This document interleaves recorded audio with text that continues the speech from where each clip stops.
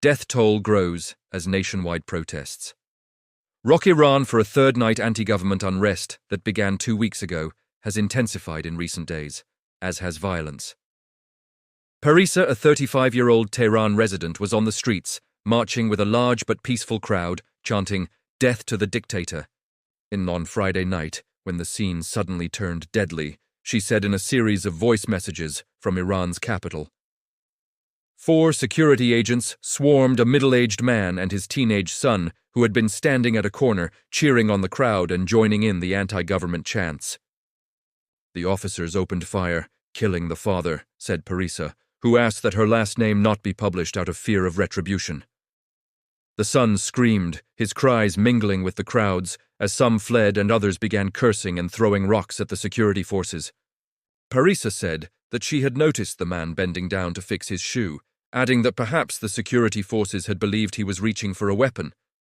But she saw none. Everyone is scared, everyone is anxious, everyone is anticipating the violence to increase, Parisa said. Today at work, all my colleagues were depressed, talking about the size of the guns and killings they have seen. But you know what, she added, everyone still is going out to protest.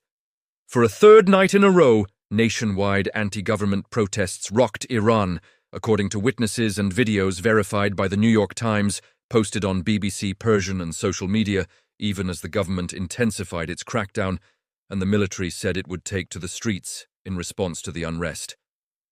In Haravi Square in Tehran, thousands of people marched through the streets, clapping rhythmically and chanting slogans against Iran's supreme leader, Ayatollah Ali Khamenei.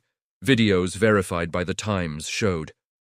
"You can't see the start and end of the crowd," shouted a protester moving the camera.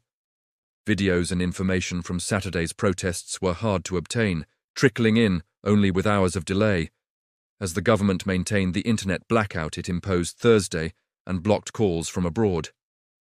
Iran's telecommunication ministry said in a statement that security officials had decided to shut down the internet because of the situation unfolding in the country, but the death toll appeared to be rising.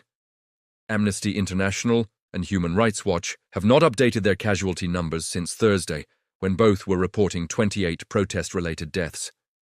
But 2 other rights groups focused on Iran, the Washington-based Horana and the Norway-based Iran Human Rights Center. Each said their tally was about 70 killed, among them minors and about 20 members of the security forces. The Iran Human Rights Center said that Rubina Aminian, a 23-year-old college student, died when she was shot in the head on Thursday after leaving her college campus and joining protests in Marivan, a Kurdish city in northwest Iran. The situation is extremely worrisome.